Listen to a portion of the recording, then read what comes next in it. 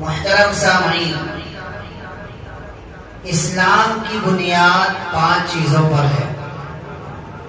اس میں سے تیسری چیز جو ہے وہ ہے زکوٰۃ۔ تیسری چیز جو ہے وَإِيتَاءِ الزَّكَاةِ۔ اور قرآن کریم میں جگہ جگہ پر اللہ تبارک و تعالی نے فرمایا وَأَقِيمُوا الصَّلَاةَ وَآتُوا الزَّكَاةَ وَأَقِيمُوا الصَّلَاةَ وَآتَوُا الزَّكَاةَ۔ یہ زکوٰۃ کا یہ لفظ زکا یزکو یا زکا یزکی سے بنا ہے، جس کے معنی آتا ہے پاک و صاف کرنا۔ تو زکوٰۃ بھی انسان کے مال کو پاک و صاف کرتا ہے۔ جس طریقے سے انڈیا میں انسان جو کماتا ہے اس کمانے پر بھی ٹیکس ہے، تو اس ٹیکس کو پے کرنے کے بعد تب گورنمنٹ کی نظر میں وہ مال جو ہوتا ہے نا اس کی ویلیبل مال ہوتی ہے، بھائی نہیں اس میں کوئی گڑبڑی نہیں ہے۔ تو اللہ تبارک و تعالی نے انسان سے کہا انسان تیری بساشت کچھ بھی نہیں، تو کچھ بھی نہیں کر سکتا، نہ مال کما سکتا ہے، نہ چل سکتا ہے، نہ پھر سکتا ہے۔ جو بھی کچھ ہم نے تجھے دیا ہے، جان دیا ہے، مال دیا ہے، عزت دی ہے، شہرت دی ہے، یہ تمام چیزیں ہماری عنایت کی چیزیں ہیں۔ جیسے تیرے بدن کا زکوٰۃ، تیرے بدن کا حق یہ ہے کہ تو 5 ٹائم مجھے سجدہ کرے، ویسے ہی جو مال میں نے تجھے دیا ہے اس کا حق یہ ہے کہ سال میں 2.5% تو اپنی اس مال میں سے زکوٰۃ ادا کر، زکوٰۃ ادا کر۔ اور اللہ تبارک و تعالی نے فرمایا من جاء بالحسنۃ فلہ 10 امثالها، کہ جو انسان نیکی کرتا ہے تو اللہ تبارک و تعالی اس نیکی پر، اس زکوٰۃ پر اسے 10 گنا مال عطا کرتے ہیں، 10 گنا زیادتی عطا کرتے ہیں۔ اور اخلاص میں بڑھا ہوا ہے تو اللہ تبارک و تعالی 700 گنا تک بھی اسے ثواب عطا فرماتے ہیں، 700 گنا تک۔ تو اللہ تبارک و تعالی نے یہ غریبوں کا حق رکھا ہے کہ مسلمانوں اگر ہم نے تمہیں مال دیا ہے تو زکوٰۃ نکالنا ہے، اگر زکوٰۃ نہیں نکال رہے ہو تو جن کو ہم نے زکوٰۃ دینے کے لیے واجب کیا، جو 8 مصرف ہیں، ان مصرف کی تم حق تلافی کر رہے ہو، ان کا حق مار رہے ہو، ان کا حق مار رہے ہو۔ اور جب کوئی کسی کا حق مارتا ہے تو اللہ تبارک و تعالی اسے دنیا میں بھی ذلیل و خوار کرتے ہیں اور آخرت میں بھی ذلیل و خوار کرتے ہیں۔ اللہ کے رسول صلی اللہ علیہ وسلم نے فرمایا کہ جو انسان زکوٰۃ ادا نہ کرے وہ ہم مسلمانوں میں سے نہیں۔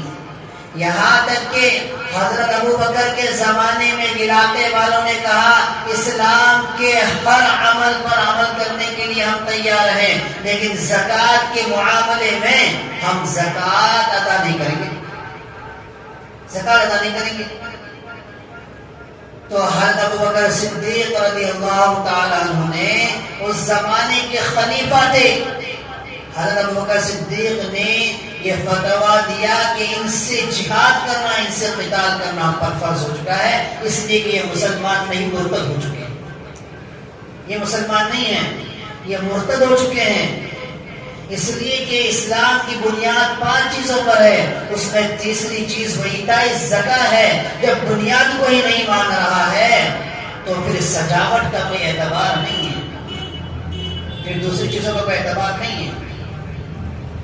لہذا حضرت ابو بکر صدیق رضی اللہ تعالیٰ عنہ نے ان سے قتال کیا، پھر وہ لوگ اپنے اس عمل سے باز آئے تو ان کو پھر چھوڑا گیا۔ اور پھر آپ صلی اللہ علیہ وسلم نے فرمایا اے لوگوں اونٹ پر بھی زکوٰۃ ہے، اے لوگوں گایوں پر بھی زکوٰۃ ہے، اے لوگوں بکریوں پر بھی زکوٰۃ ہے۔ ان مسائل کو اگر بیان کریں گے وقت لمبا لگ جائے گا، مختصر کر کے ہم بات بیان کر رہے ہیں کہ جو انسان جس پر اونٹ کا زکوٰۃ فرض ہے اگر وہ اونٹ کا زکات ادا نہیں کرتا، کل حشر کے میدان میں ایسے انسان کو حیث الجسم بنا کر ایک میدان میں چھوڑ دیا جائے گا، اور پھر وہ اونٹ اس کو روٹیں گے، اسے کاٹیں گے، ایک اونٹ گزرے گا، دوسرا گزرے گا، جتنے اونٹ اس کے پاس تھے لاسٹ والا ابھی گزرے گا بھی نہیں، پہلا پھر سے نمبر لگانے کے لیے آ جائے گا، پہلا پھر سے نمبر لگانے کے لیے آ جائے گا۔ اسی طریقے سے اگر کسی کے پاس گائے بہت سارے ہیں، اس کی مقدار ہے، اور وہ گائے کی زکات ادا نہیں کرتا، تو اس کے بارے میں یہی حکم دیا گیا کہ کل قیامت کے دن اللہ تبارک و تعالی ایسے شخص کو حیث الجسم بنا کر ایک میدان میں چھوڑیں گے، اور تمام گایوں سے کہا جائے گا اے گائے، تم ان کے مال تھے، مال اس انسان نے اپنی ملکیت کو پاک نہیں کیا، تجھے پاک نہیں کیا، لہذا جتنا اسے تکلیف پہنچانا ہے، جتنا روندنا ہے، اسے روند سکتا ہے۔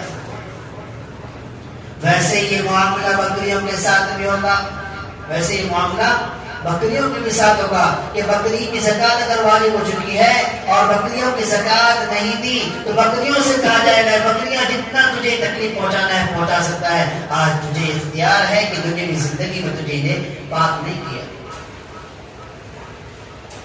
میرے بھائیوں، اللہ تبارک و تعالی نے قرآن کریم میں فرمایا والذین یکنزون الذهب والفضة ولا ينفقونها فی سبیل اللہ، وہ لوگ جو سونے اور چاندی کو جمع کرتے ہیں، ولا ينفقونها فی سبیل اللہ، اور وہ لوگ اس سونے اور چاندی کے زکات نکال کر اللہ کے راستے میں خرچ نہیں کرتے ہیں، مصارف کو ادا نہیں کرتے ہیں۔ اے نبی، آپ ایسے لوگوں کو فبشرہم بعذاب علیم، دردناک عذاب کی خوشخبری دے دیجیے۔ طنز ایک دشمن ہوتا ہے تو اس کے دوست سے بولتے ہیں ارے میری طرف سے جا کر ذرا خوشخبری دے دے کہ جس دن میرے ہتھے چڑھ گیا اس دن اس کی خیر نہیں، خوشخبری کا لفظ استعمال کرتے ہیں، یہ طنز ہوتا ہے۔ اللہ تبارک و تعالی نے بھی ایسے لوگوں کے بارے میں جو زکات ادا نہیں کرتے طنزیہ کہا، اے نبی ان لوگوں کو خوشخبری دیجیے۔ کیا معاملہ خوشخبری دینے کا؟ طنزیہ الفاظ، یہ خوشخبری دیجیے اے بیٹے، دنیاوی زندگی میں اگر تم اپنے مال کا زکات نہیں نکال رہا ہے، زکات فرض ہو چکا ہے، اپنے مال کو بچا رہا ہے، گھبرا مت، ہم نے تمہارے لیے دردناک عذاب تیار کر رکھا ہے۔ یوم یحمى علیہا فی نار جہنم، جس دن اس مال کے ساتھ تجھے جہنم میں پھینک دیا جائے گا، فتقوی بہا جباہہم وجنوبہم وظہورہم، اور یہ بھی کہا گیا اس مال کو پگھلایا جائے گا، سونے کو پگھلایا جائے گا، تانبے کو پگھلایا جائے گا، جو مال ہے، سونا ہے، چاندی ہے، دیگر اشیاء ہیں، تمام کو پگھلایا جائے گا، اور اس کو پگھلا کر فتقوی بہا جباہہم، ایک پیشانی کو داغا جائے گا کہ جب زکات وصول کرنے والے آتے تھے اور زکات کا معاملہ آپ کے سامنے پیش کرتے تھے، ارے کہاں سے حضرت صبح صبح تمہیں ٹپک گئے، سو سارا غصہ ادھر ادھر کا حضرت کے اوپر ڈال دیے۔ وہ تمہارے مال کو پاک کرنے کے لیے آیا، تمہیں آخرت کے عذاب سے، دنیا کی ذلت سے بچانے کے لیے آیا، سارا غصہ اسی کے اوپر ڈال دیا۔ فتقوی، اس لیے کہ جب زکات والا آتا ہے وصول کرنے کے لیے، زکات لینے کے لیے، تو پیشانی پہ بل آتا ہے سب سے پہلے۔ اللہ نے کہا پیشانی پہ بل آ رہا ہے، یاد رکھ یہی مال جو تو جمع کر رہا ہے، اس مال کے ذریعے سے تیرے پیشانی کو داغا جائے گا۔ سوچو کہ سونے کو پگھلا دیا گیا، اسے شعلہ بنا دیا گیا، اور اس کو اگر پیشانی پر چپکایا جائے، اسے چھوایا جائے تو کیسا محسوس ہوگا؟ اس کی تپش کا یہ عالم ہوگا کہ انسان کا بھیجا جو ہے وہ ڈھونڈ جائے گا۔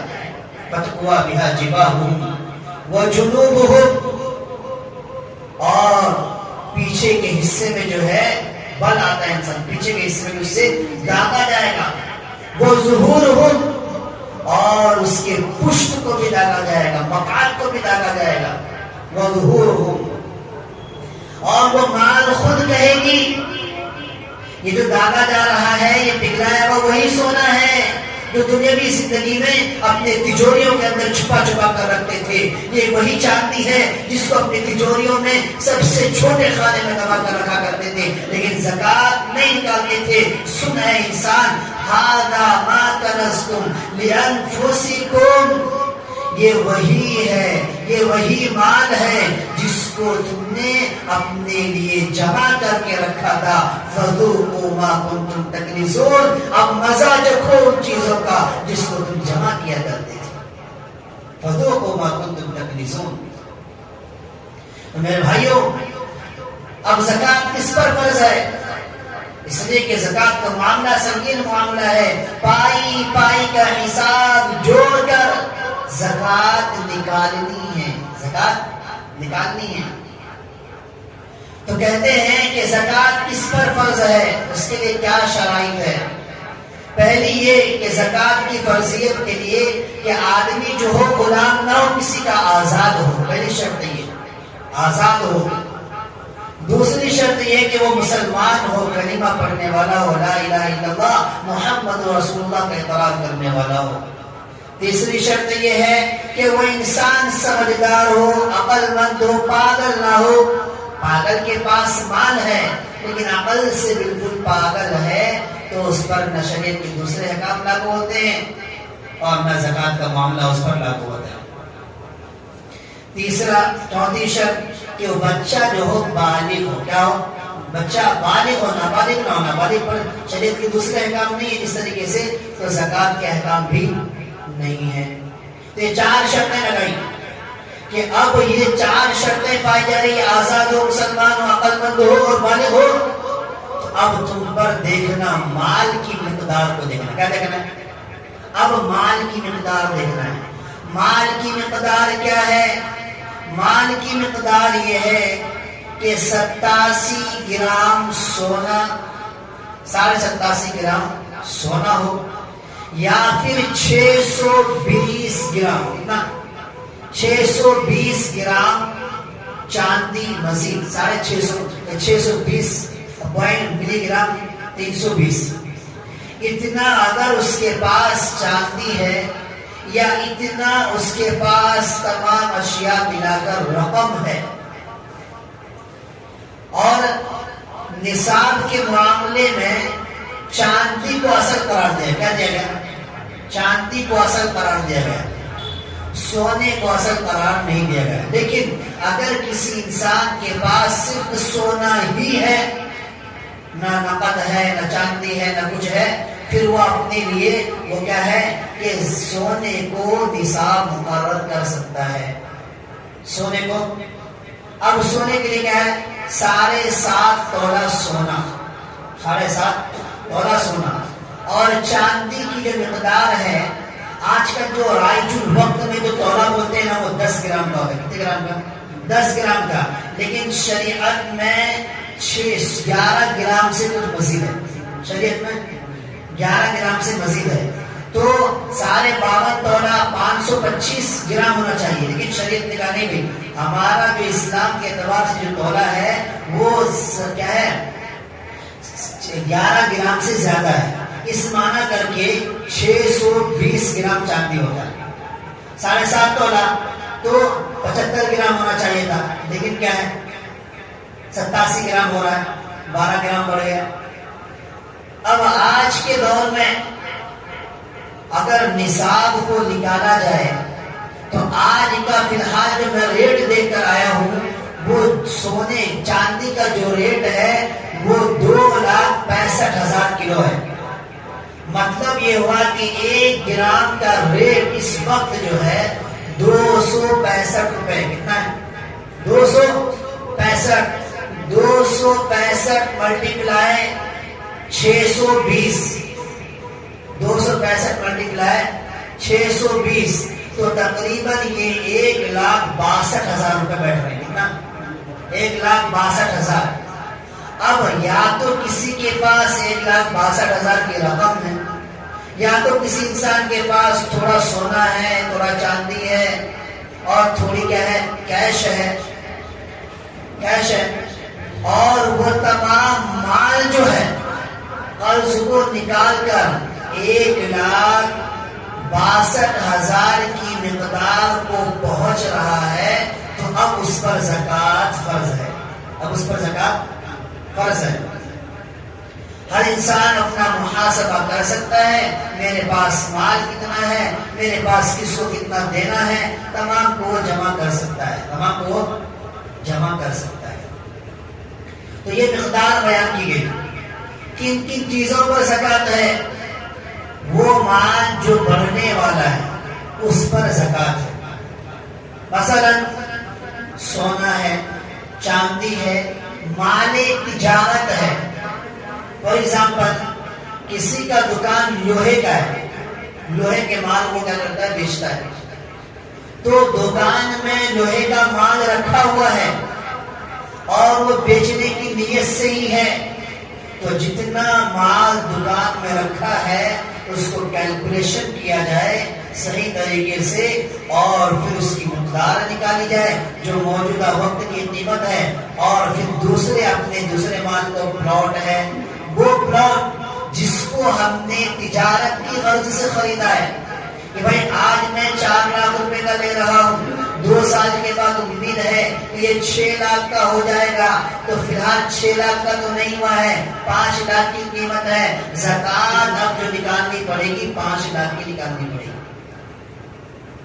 اسی طریقے سے ہم نے ایک فلیٹ لیا، اس کا مقصد یہ ہے کہ اس فلیٹ کو ہمیں زیادہ رقم میں بیچنا ہے. آج 10 لاکھ میں لیا ہے، جیسے ہی 15 لاکھ کی ویلیو ہو جائے گی ہم اس کو سیل کر دیں گے. تب شریعت کا حکم آتا ہے کہ اس 10 لاکھ کا جو ویلیو ہے اس پر زکوٰۃ آئے گی. تو ہر انسان جس پر بھی زکوٰۃ ہے، جو مالدار ہے، وہ دیکھے میرے پاس کیا ہے. دکان ہے تو دکان میں کتنے کا مال ہے، میرے پاس سونا ہے، چاندی ہے، دونوں کی مقدار کو جمع کرے، تینوں کو ملا لے. پلاٹ ہے، پلاٹ کو بھی جمع کر لے، اور جمع کرنے کے بعد تمام کی مقدار کو ایک جگہ کر لے، اور اس میں سے اپنے قرض کو مائنس کرے. جو بچا اگر وہ زکوٰۃ کی مقدار کو پہنچ رہا ہے تو اب اس پر زکوٰۃ ہے. زکوٰۃ کی مقدار کو 1,62,000 کی ویلیو کو پہنچ رہا ہے تو اس پر زکوٰۃ ہے.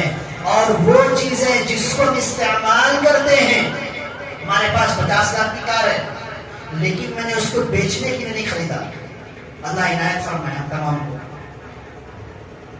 اللہ عنایت فرمائے. دعا کرو بھائی، اللہ تعالیٰ کیا ہے، جمعہ کے موقع میں اللہ دعا کو قبول کرتا ہے. تو گاڑی ہے لیکن وہ پرسنل استعمال کے لیے ہے، تو اب اس پر زکوٰۃ نہیں ہے کیونکہ میرے خود کے استعمال کے لیے. اسی طریقے سے کسی کے پاس کار ہے، بائک ہے، دیگر اگرچہ 4-5 کار بھی ہے لیکن وہ تجارت کی غرض سے نہیں ہے، اپنے شوق سے استعمال کے لیے ہے، تو پھر اس پر زکوٰۃ نہیں ہے. لیکن فضول خرچی نہیں کرنی ہے.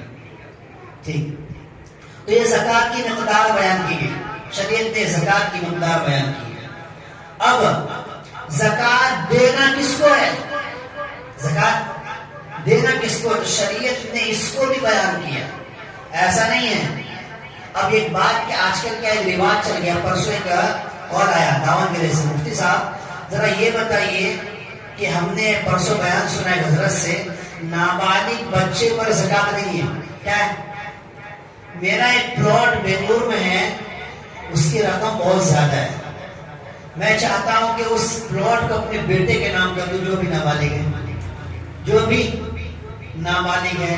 میں نے کہا بھائی شریعت میں یہ بات تو ہے کہ نابالغ پر زکوٰۃ نہیں ہے، لیکن جو تم عمل کر رہے ہو وہ حدیث بھول گئے، بچپن میں تو پڑھے تھا نا، انما الاعمال بالنیات، کہ اعمال کا دار و مدار نیتوں پر ہے. مولانا سے تم اپنے مسئلے کو چھپا سکتے ہو، مفتی صاحب سے چھپا سکتے ہو، لیکن وہ رب یعلم خائنۃ الاعین وما تخفی الصدور، کہ کہ وہ رب جو تمہارے دلوں کے بھیدوں کو جانتا ہے، اس سے تم کیسے چھپا سکتے ہو؟ اس سے کیسے چھپا سکتے ہو؟ نہیں چھپا سکتے۔ اصل معاملہ انسان کا اعمال سے ہے۔ جو اعمال تم کر رہے ہو اس پر، اگر تم اپنے بیٹے کے لیے ٹرانسفر کر رہے ہو، ٹرانسفر میں کتنا خرچہ آ رہا ہے، اور اللہ نہ کرے وہ اولاد اگر نکل گئی نشیڑی یا ایسے ویسے نکل گئی، وہ پلاٹ بھی تمہارے ہاتھ سے جاتا ہے، پھر کیا کرو گے؟ اس لیے معاملہ ایسا نہیں ہے، جو چیز تمہارے پاس ہے اپنے پاس ہی رکھو۔ اللہ نے زکوٰۃ فرض کیا ہے، زکوٰۃ ادا کرو، اللہ اس سے اور ڈبل بڑا کر دے گا۔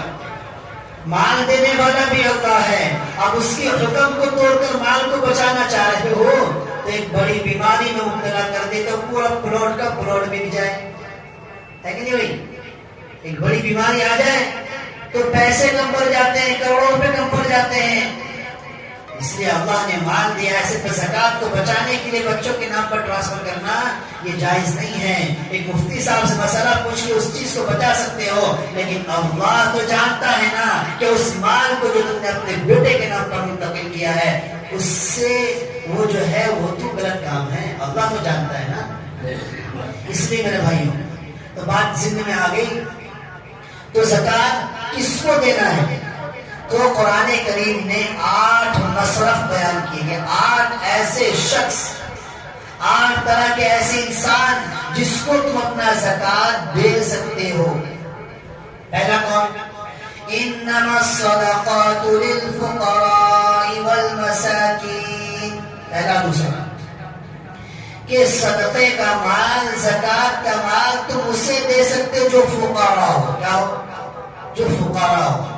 اور دوسری جو ہے مساکین، مسکین کے بارے میں فقراء میں تھوڑا کیا ہے، ڈیفرنٹ ہے۔ لوگ کیا سمجھتے ہیں فقراء بھی وہی، فقراء بولے تو غریب، مسکین بولے تو غریب، نہیں، دونوں میں فرق ہے۔ فقراء اسے کہتے ہیں کہ جو غریب تو ہے لیکن اس کے پاس رہنے سہنے کا انتظام ہے، کھانے پینے کا انتظام ہے، اسے کہتے ہیں فقراء۔ اور دوسرا ہے مسکین۔ مسکین اسے کہتے ہیں کہ جس کے پاس نہ رہنے کا ٹھکانہ، نہ سونے کا ٹھکانہ، لیکن کیا ایک دن کا بھی اس کے پاس اویلیبل کھانا نہیں ہے۔ آج تو ہمارے پاس کیا ہے بھائی، مہینے 4 مہینے کا اسٹاک پڑا ہوا رہتا ہے گھر میں، اور بینک میں اتنا اسٹاک رہتا ہے، اللہ نے بازوں کو دیا پوری زندگی، لائف ٹائم اگر بیٹھ کر کھائیں گے تو یہ مسئلہ حل ہو جائے گا۔ کیا ہے؟ حل ہو جائے گا، اللہ نے دیا ہے۔ تو فقراء کہتے ہیں جس کے پاس مال ہے، گھر ہے، کھانا پینے کا انتظام ہے، لیکن وہ زکوٰۃ مطلب غریبی حالت میں ہے، وہ زکوٰۃ دینے کا مستحق نہیں ہے۔ ایک تو یہ مساکین، جس کے پاس ہے ہی نہیں کچھ، ایک وقت کا کھانا بھی نہیں ہے اس کے پاس، اس کے لیے کیا ہے؟ مسکین۔ یہ 2 مصرف بیان کیے گئے۔ ایک تو یہ ہوا۔ اب فقراء میں مدارس کے طلباء آتے ہیں، کیا آتے ہیں؟ عام طور پر جو مدارس میں طلباء رہتے ہیں وہ ویسے ہی گھرانے سے ہوتے ہیں، ورنہ اگر بڑے گھرانے سے بھی ہوتے ہیں تو ان کے لیے پھر مدرسے میں کیا ہے، یہ معاملہ ہے، طے کیا جاتا ہے بھائی اگر آپ مالدار ہیں تو آپ زکوٰۃ کا مال استعمال مت کیجیے، زکوٰۃ کا کھانا مت کھائیے، بلکہ آپ سے جو ہو سکے مہینے کی کھانے کا جو ہے خرچ آپ دیں، خرچ آپ دیں۔ اور ماں باپ کو دینا بھی چاہیے جو اس حالت میں ہیں اور ان کے بچے مدارس میں پڑھ رہے ہیں، قیامت عام کے مدرسے میں، تو وہاں پر کیا ہے، اپنے بچوں کی جو ہے کفالت کریں، خود ہی وہ پیسے پے کریں۔ ٹھیک، پہلی بات تو یہ۔ تو اسی وجہ سے مفتیان کرام نے کہا کہ مدارس کے انتظامات کے لیے وہاں بچے رہتے ہیں، عام طور پر فقراء کے بچے رہتے ہیں، تو ان کے لیے زکوٰۃ کا مال دیا جائے، اور زکوٰۃ کا مال دے کر ویسے مدارس میں دیا جائے جہاں بچے قیام و طعام کے ساتھ رہتے ہو، اور جن کے حساب و کتاب کا سسٹم، کیا حساب و کتاب کا سسٹم، کیا سسٹم؟ اکاؤنٹنٹ سے، وکیل سے یہ پورا اخراجات اس کو لکھایا جاتا ہے، بتایا جاتا ہے بھائی اتنی آمدنی ہوئی، اتنی آمدنی ہوئی، تو وہ گورنمنٹ کی نظر میں رہتی ہے، کیا رہتی ہے؟ چاہے کہیں کا بھی ادارہ ہو، کوئی بھی ادارہ ہو، تو جو اکاؤنٹنٹ سرٹیفکیٹ ہوتا ہے نا، اس کو آپ جب زکوٰۃ دیں برائے مہربانی اس کو آپ ملحوظ رکھیں، دیکھیں کہ ہمارا مال صحیح جگہ جائے، اس چیز کا آپ خاص خیال رکھیں۔ تو مدارس کے معاملے میں بات آ گئی، تو مدارس کو فقہا نے کہا بھائی یہاں پر جو بچے رہتے ہیں، بچے کے رہنے کے لیے انتظامات کیا جاتا ہے، اس کے پڑھائی کے، اس کے کھانے کا انتظام، اس کے رہنے کا انتظام، تو اس مال کو ہم تعمیر میں بھی استعمال کر سکتے ہیں، اس کے مدارس کے، اور وہاں کے اخراجات میں استعمال کرتے ہیں۔ تو آپ حضرات کے پاس کوئی وصول کرنے والا آئے تو آپ جتنا آپ سے ہو سکے تعصب کے بغیر آپ اس کی جتنی ہو سکے اعانت کریں، ان کا اکرام کریں، اور ان کو حقیر نگاہوں سے نہ دیکھیں۔ کیا کریں بھائی؟ حقیر نگاہوں سے نہیں دیکھنا۔ بعض لوگ کیا ان کو حقیر نگاہوں سے دیکھتے ہیں، ایسا سمجھتے ہیں بھکاری آگے کیا گیا۔ بھائی ہم مدرسے میں دے رہے ہیں تو مدرسے کے اعتبار سے دیں، جس طریقے سے بھکاری کو ہم 10 روپے دیتے ہیں تو بھائی یہ معاملہ یہاں نہ کرے، کم سے کم اللہ کے بندے ایسا ریئلائز تو نہ ہو انسان کو کہ مطلب بھکاری کی طرح تسلیم کیا جا رہا ہے۔ ایک رقم دیں اور اس کی باقاعدہ اس سے رسید لیں، اور رسید لے کر آپ اس کو جمع کریں اور اپنے زکوٰۃ میں اس کو شامل کریں۔ تو دوسرا ہے مسکین، اور تیسرا ہے صدقات للفقراء والمساکین والعاملین علیہا، وہ وصول کرنے والے جو حکومت کی طرف سے، اسلامی حکومت تھی تو حکومت کی طرف سے نمائندہ مقرر کیے جاتے تھے کہ آپ کو فلاں علاقے میں جانا ہے، وہاں زکوٰۃ وصول کرنا ہے، اور پھر نبی صلی اللہ علیہ وسلم نے فرمایا اس زکوٰۃ کے وصول کرنے میں جو انہوں نے وقت خرچ کیا ہے اب اس کی تنخواہ اس میں سے دی جائے گی۔ والعاملین علیہا۔ چوتھی چیز ہے والمؤلفۃ قلوبہم۔ تمام مفتیان کرام کا اس مسئلے میں اتفاق ہے کہ مؤلفۃ قلوب کو منسوخ کر دیا گیا ہے۔ مؤلفۃ قلوب کے معاملے میں زکوٰۃ نہیں دیا جائے گا۔ مؤلفۃ قلوب کسے کہتے ہیں؟ ابتدائی اسلام میں لوگوں کو اسلام کی طرف مائل کرنے کے لیے، اسلام کی رغبت دلانے کے لیے اس کی اعانت زکوٰۃ کے ذریعے سے کرتے تاکہ وہ اسلام میں داخل ہو جائے۔ لیکن آج کے دور میں مفتیان کرام نے کہا کہ مؤلفۃ قلوب کی اب ضرورت نہیں رہی۔ والمؤلفۃ قلوبہم وفی الرقاب، اور وہ غلام جس کے آقا نے یہ کہا ہو اگر تم مجھے اتنا رقم دے دے تو آزاد ہے، اب اس کی آزادی کے لیے زکوٰۃ کی رقم سے اس کی اعانت کرنا، اس کی مدد کرنا یہ جائز ہے۔ کیا؟ وفی الرقاب والغارمین، اور قرض دار انسان۔ کون قرض دار؟ 1 کروڑ کی پراپرٹی لے لی میں نے اور اس میں سے 50 لاکھ کا قرض ہو گیا۔ کیا ہو گیا؟ 50 لاکھ کا قرض ہو گیا۔ تو اب میرے اوپر ایسا نہیں کہ مجھے زکوٰۃ کا مال دو تاکہ میں اپنے قرض کو ادا کروں، نہیں۔ مطلب یہ ہے کہ انسان کے پاس اتنا قرضہ ہو چکا ہے، اتنا قرضہ ہو چکا ہے کہ اپنے جو بھی مال ہے، گھر ہے، یہاں تک کہ گھر کو بیچ باچ بھی دے پھر بھی اس کا قرض ادا نہیں ہو سکتا، تو ایسے انسان کو زکوٰۃ دینا جائز ہے۔ ہاں 1 کروڑ کا پراپرٹی لیا ہے، 50 لاکھ قرض ہو گیا، بھائی 50 لاکھ کا مالک تو ہونا میں، بھائی بتا رہا ہوں، ایسا لیا نہیں ہوں، بتا رہا ہوں بھائی اللہ نے اس مقام تک بھی نہیں پہنچایا، اللہ تعالیٰ ہم تمام کو پہنچائے۔ تو مسئلہ بیان کرنے کے لیے بات کر رہا ہوں۔ تو اب ایسے شخص چاہے قرض دار ہے لیکن زکوٰۃ دینا جائز نہیں ہے۔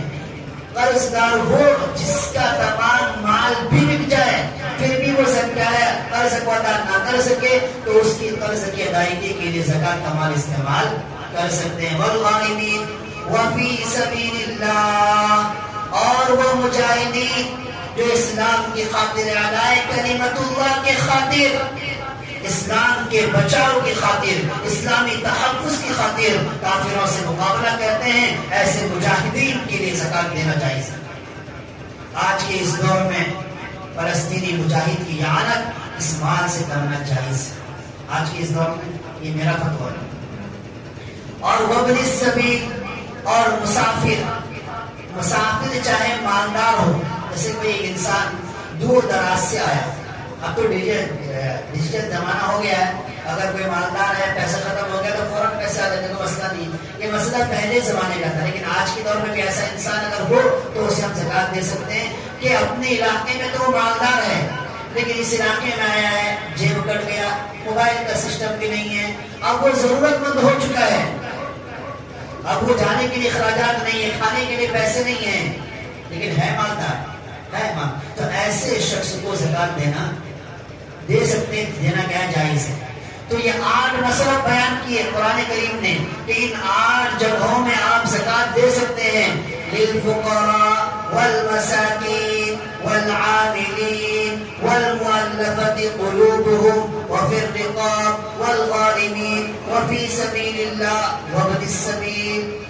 یہ 8 مصرف قرآن نے بیان فرمائے ہیں، 8 مصرف قرآن نے بیان فرمائے ہیں۔ اللہ تبارک و تعالی ہم تمام کو پائی پائی کا حساب کر کے زکات نکالنے کی توفیق نصیب فرمائے، توفیق نصیب فرمائے۔ بھائی ہم بھی جس مدرسے میں پڑھے ہیں، ابتدائی تعلیم حاصل کی ہے، اس مدرسے میں 120 بچے پڑھتے ہیں، اور اس مدرسے کے میں کیا ہے ممبران میں سے، تو ہر سال جو ہے مدرسے والے ذمہ داری دیتے ہیں، حضرت آپ جب ممبران میں سے آپ جہاں اپنی خدمت کر رہے ہیں کر کیجئے، لیکن خالص رمضان میں اگر آپ سے کچھ اعانت ہو سکے مدرسے کا، کیونکہ آپ نے یہاں کا کھانا استعمال کیا، جب ہم بھی پڑھ رہے تھے ہم نے بھی کھانا کھایا، وہاں پہ رہے، وہاں کی چیزوں کو ہم نے استعمال کیا، اب ہماری حیثیت یہ نہیں ہے کہ پرسنلی ہم ان کی کیا کریں اعانت کر سکیں، تو اس لیے بھائی ہر سال کیا ہے، اس سے پہلے بھی ہم آئے تھے آپ حضرات کے سامنے، میری اس وقت یہاں پر امامت نہیں تھی بلکہ رانی بنور میں تھا، تو آپ حضرات نے اس وقت بھی اعانت کی تھی، میں تو یہی رہنے والا ہوں،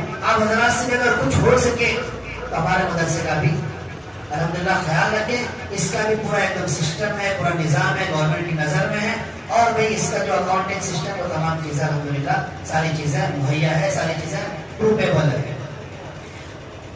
ایک شعر کے ساتھ اپنی بات کو ہم ختم کرتے ہیں، نہ سمجھا مال کو امانت کبھی، نہ سمجھا مال کو امانت کبھی، نہ پہچانی خدا کی رحمت کبھی، جو روکے حق غریبوں کا جہاں میں، جو روکے حق غریبوں کا جہاں میں، نہ ملتی ہے اسے راحت کبھی۔ اللہ تبارک و تعالی ہم تمام کو ان پر زکات فرض ہے، ان کو زکات نکالنے کی توفیق اور عافیت نصیب فرمائے۔ وآخر دعوانا الحمدللہ رب العالمین۔ زکات کے تعلق سے کسی کو مسئلہ اگر کوئی ڈاؤٹ کچھ پوچھنا ہو الحمدللہ بعد میں پوچھ سکتے ہیں۔ ان کی سنت باقی سنت ہے۔